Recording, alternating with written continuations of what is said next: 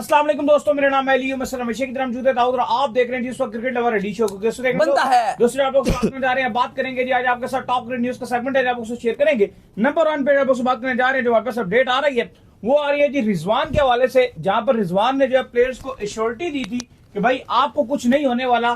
क्या कहानी है वो जरा आपको बताएंगे। बात करेंगे जी इसके बाद कि आईसीसी ने प्लेयर्स ऑफ द मंथ का अवार्ड का ऐलान कर दिया है, वो क्या स्टोरी है वो आप लोग से शेयर करेंगे। अफरीदी ने किस तरह नाम जो है कप्तानी को लेकर रिकमेंड किया है, जरा इसके ऊपर बात करेंगे। बात करेंगे बेन स्टोक्स के हवाले से, भाई कप्तानी में आ सकते हैं वो इंग्लैंड की नेक्स्ट रोल में। ऑलरेडी रेड बॉल के कप्तान तो हैं, व्हाइट बॉल में भी आ सकते हैं, ये कहानी आपको बताएंगे। और जो हफीज ने एक 90s के क्रिकेटर को रगड़ा था, अब 90s के क्रिकेटर आए हैं मैदान में, वखार ने जो उनको रिप्लाई दिया है, क्या कहना है उनका वो भी आपको बताएंगे। तो अगर आप हमारे चैनल पर पहली बार आए चैनल को सब्सक्राइब करें और साथ एक भूलिएगा। तो बात का आगाज करते हैं नंबर 1 खबर के साथ जो हमारे पास आ रही है। तो बड़ी अपडेट आ रही है भाई, रिजवान को लेकर अपडेट आ रही है। क्या जा रहा है कि पाकिस्तान इंडिया के मैच के बाद जब प्लेयर्स की जो है वो गैदरिंग हुई, तो उस प्लेयर्स की जो गैदरिंग है उसके अंदर जो स्पीच की गई रिजवान की तरफ से, वो ये कहा गया कि प्लेयर्स को कहा गया कि आप डिसअपॉइंटमेंट ना हुए ना आप लोग जो है परेशान हो, आप लोगों की जो जगह है वो बिल्कुल भी नहीं जाएगी, बल्कि सेलेक्टर को और कोच को, इन लोगों को जो है फारिग किया जाएगा इस परफॉर्मेंसेस के बाद। तो आप लोगों को परेशान होने की जरूरत नहीं है।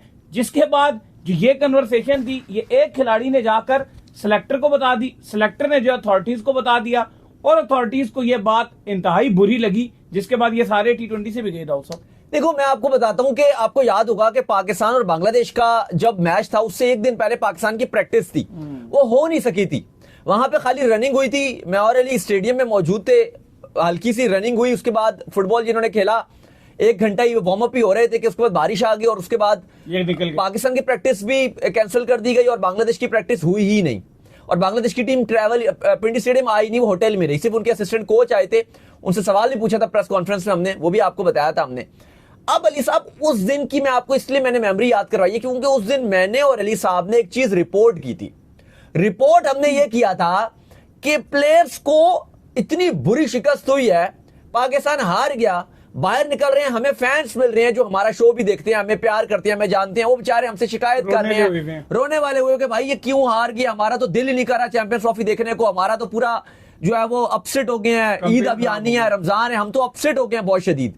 वहां पर हम ये रिपोर्ट कर रहे हैं कि आपके खिलाड़ी फुटबॉल खेल रहे हैं और चहक रहे हैं, हंस रहे हैं, तो बात तो बाद में पता चली कि एक्चुअली इनके हंसने की और एंजॉय करने का सबसे बड़ा रीजन ये था कि रिजवान भाईजान ने इनको श्योरिटी दे दी थी कि भाई आपको टेंशन नहीं लेनी, आपको टेंशन नहीं लेनी, अन्नू भाई खड़े हैं, आपको बिल्कुल परेशान नहीं होना। आप इंडिया से हार गए, बगैर मुकाबला किए, आप हार गए न्यूजीलैंड से एक बार नहीं, बगैर मुकाबला किए, 6 महीने में पीसीबी ने इतना जबरदस्त स्टेडियम कंप्लीट किया और हम 6 दिन भी चैंपियंस ट्रॉफी में सरवाइव नहीं कर सके।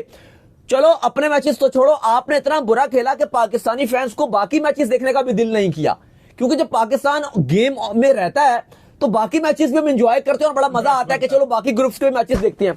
अभी उस मैचेस में भी मजा नहीं आ रहा था क्योंकि पाकिस्तान बाहर हो गया था। तो हमें इतना दुख है, फैंस को इतना दुख है, सबको, लेकिन इनको क्यों दुख नहीं था? क्योंकि रिजवान भाई ने श्योरिटी दे दी थी कि आपको कुछ भी नहीं होना, जो होना है वो कोच के साथ होना है, जो हमेशा हुआ है, जो होना है वो सिलेक्टर के साथ होना है।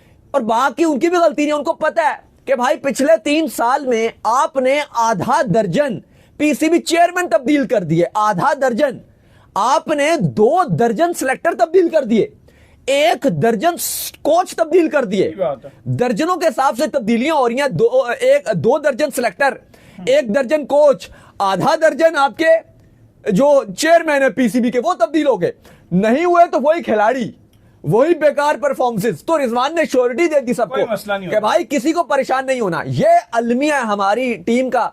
और यही वजह है कि सब चहक रहे थे, सब खुश हो रहे थे कि भाई हमें क्या परेशानी की वजह है, हम तो यहीं पर ही हैं, हमें परेशान होने की जरूरत इसलिए नहीं है क्योंकि महाना 1 तारीख को हमारे अकाउंट में 60 लाख रुपए आ जाएगा एक कैटेगरी वालों की तनख्वाहों में।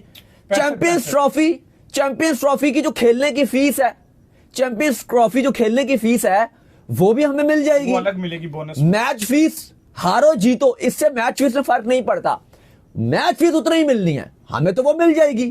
फिर 10-10 ऐड सबने किए हुए हैं और सबसे इम्पोर्टेंट एक पेप्सी का ऐड लगा हुआ मिलेगा ना, है, टायरों के ऐड लगे हुए हैं, वो सिमो के और वो डाटो के ऐड लगे हुए हैं, सब कुछ है। सॉरी, और पता नहीं किस किस के ऐड लगे हुए हैं। तो भाई वो हारने जीतने से ताल्लुक नहीं है, वो आपने साइन कर दिया, वो आपके बैंक अकाउंट में पूरी की पूरी पेमेंट्स आ जाएंगी।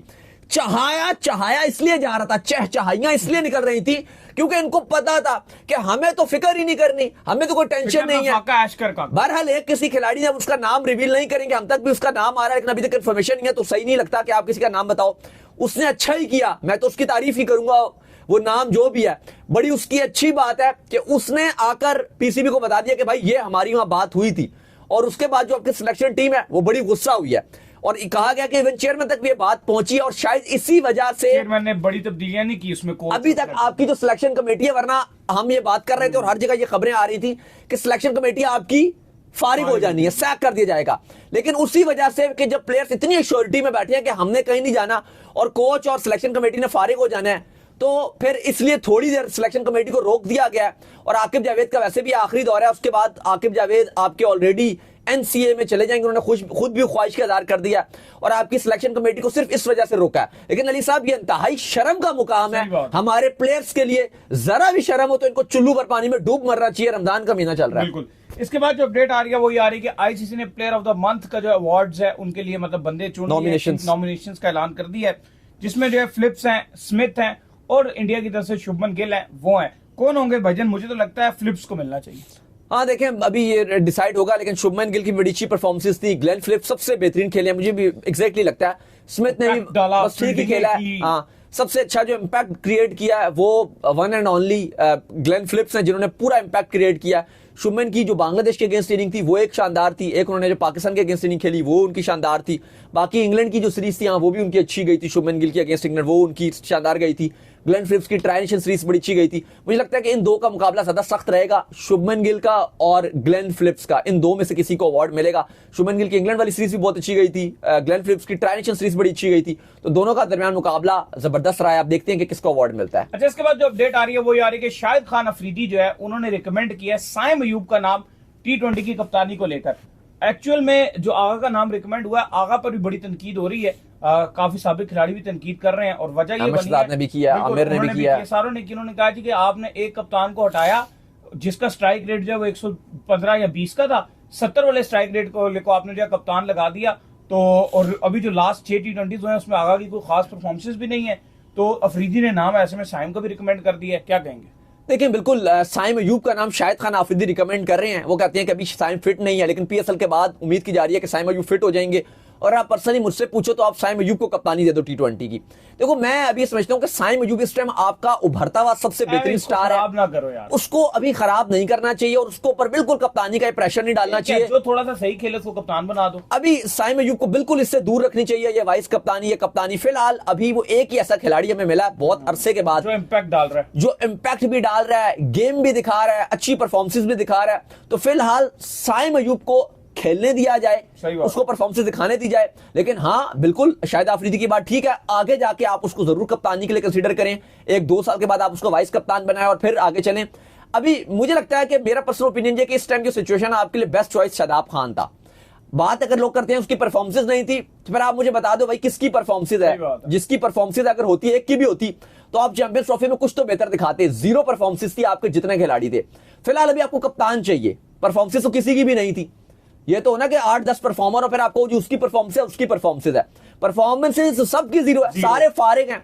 तो बेहतर है कि कप्तान तो कोई मिले ना। सरफराज भी कोई इतनी खास परफॉर्मर नहीं था, लेकिन बात ये कि वो टीम को तो चलाता था ना। चैंपियंस ट्रॉफी आपको जितवा दी, 2019 में आपने बड़ा अच्छा खेला, तो अच्छा खेलते आ रहे थे आप। T20 सीरीज आप 10 कंसेक्टिव जीते उसकी कप्तानी में, बेशुमार उसने अपनी कप्तानी में रिकॉर्ड बनाए।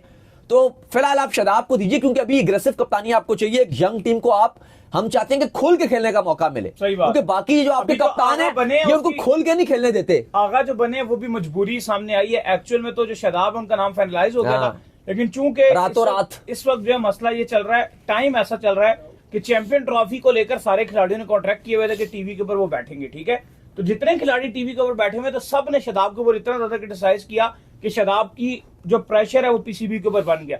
अगर यही मतलब चैंपियन ट्रॉफी ना हो रही होती, इतने ज्यादा टीवी पे जो है वो स्पोर्ट्स के शोज ना हो रहे होते, तो मुझे लगता है कि शादाब कप्तान बन जाते। एग्जैक्टली, वो अनाउंस फैसला कर लिया गया था, रातों रात नाम तब्दील किया गया था उनका। खैर, इसके बाद जो अपडेट आ रही है वो ये अपडेट आ रही है बेन स्टोक्स को लेकर अपडेट आ रही है कि बेन स्टोक्स जो है वो इंग्लैंड की जो व्हाइट बॉल की कप्तानी है वो संभाल सकते हैं, क्योंकि इंग्लैंड के जो चेयरमैन है रॉबर्ट, बिल्कुल उनसे जो है बात हुई है, उनसे इंग्लैंड के हवाले से पूछा गया कि बेन स्टोक का बताया कि बेन स्टोक जो है वो आउट है, तो उन्होंने कहा ये तो एक स्टूपिड बात है कि बेन स्टोक जो है कप्तानी की लाइन से मुकम्मल तौर पर आउट हो।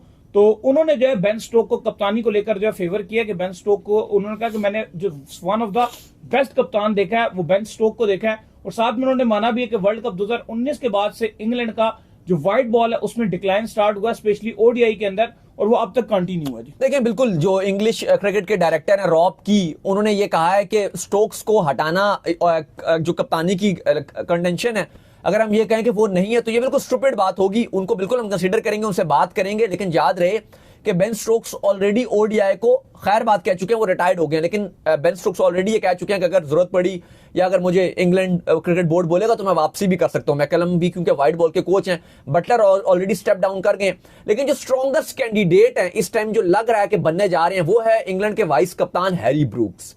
सबसे ज्यादा इस टाइम जो चांसेस है इंग्लैंड के ओडीआई और टी20 की कमांड संभालने के जो सबसे ऊपर नाम है वो हैरी ब्रूक्स का है, लेकिन टेस्ट जो कप्तान है बेन स्टोक्स, जैसे रॉब की ने कहा कि हम उनसे बात जरूर करेंगे बेन स्टोक्स के, उनसे मशवरा भी लेंगे, उनको भी ऑफर किया करेंगे, फिर उनका भी इसमें इनपुट लेंगे कि भाई आप किसको रिकमेंड करते हो अगर आप खुद नहीं करना चाहते, क्योंकि अक्सर हमने देखा है कि स्टोक्स थोड़ा सा हिचकिचा भी रहे हैं, हेसिडेट भी कर रहे हैं, अभी चैंपियंस ट्रॉफी में भी नहीं आए, थोड़ा सा वो हेसिडेट भी कर रहे होते हैं, लेकिन उनको कंसीडर जरूर किया जाएगा। जैसे इन्होंने बताया कि उन्होंने कहा कि ये मैंने फाइनेस्ट ऑल टाइम बेस्ट कप्तान इनको मैंने देखा है, तो स्टोक्स की वाकई कप्तानी बड़ी शानदार रहती है, लेकिन दो ही नाम है, या तो बेन स्टोक्स को वापसी करवाई जाएगी ओडीआई में और टी20 में तो चलो वो हैं, या फिर हैरी ब्रूक्स को कप्तानी सौंप दी जाएगी।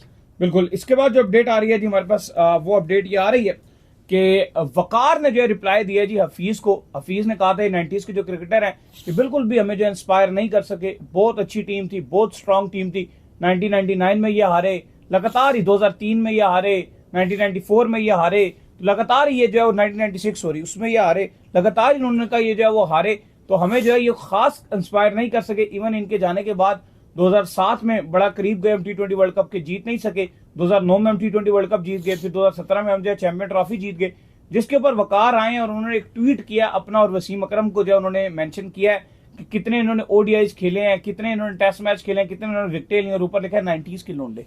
देखो, एक बड़ी अजीब सी बात है, हमारे क्रिकेटर का बस यही काम है कि बस टीवी पे बैठ जाओ या सोशल मीडिया में बैठ जाओ और बस एक दूसरे के पतलूने खींचो एक दूसरे की, और बस यही ड्रामेबाजी करते रहो। अगर इनको मौका मिला जब भी टीम को सुधारने का तो इन्होंने कुछ भी नहीं किया। वकार ने भी कभी जिंदगी में कुछ भी नहीं किया, बस एक दूसरे की पतलून खींचो, बस अपने आप को सुप्रीमेसी शो करो कि हम बड़े बेहतरीन थे।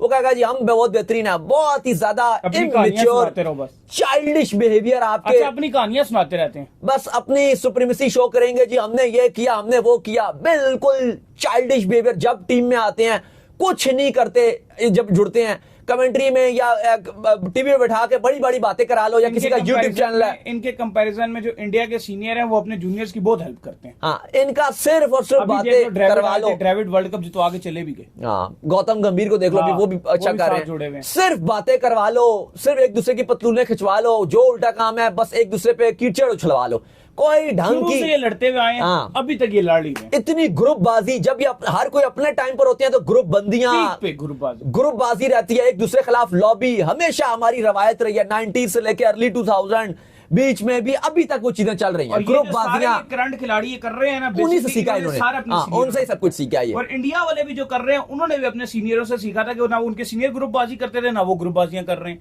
तो चलें जी, उम्मीद करते हैं आज हमारा शो आपका वीडियो को लाइक कीजिए, हमारे चैनल को सब्सक्राइब कीजिए, साथ लेके बेल आइकन को बजाइए। एक और काम कर लीजिए, वो ये कर लीजिए, इंस्टाग्राम पर आप जाइए, इंस्टाग्राम पे मुझे फॉलो कर लीजिए, वहां पे मैं मौजूद हूं, दाऊद क्रिकेट के नेम से। अगर आपको कोई सवाल हो तो भेजिएगा, उनको भी फॉलो कीजिए। ऑफिशियल के नाम से लिंक डिस्क्रिप्शन में मौजूद है, जाइए फॉलो कीजिए। नेक्स्ट, अल्लाह हाफिज़, बाय बाय।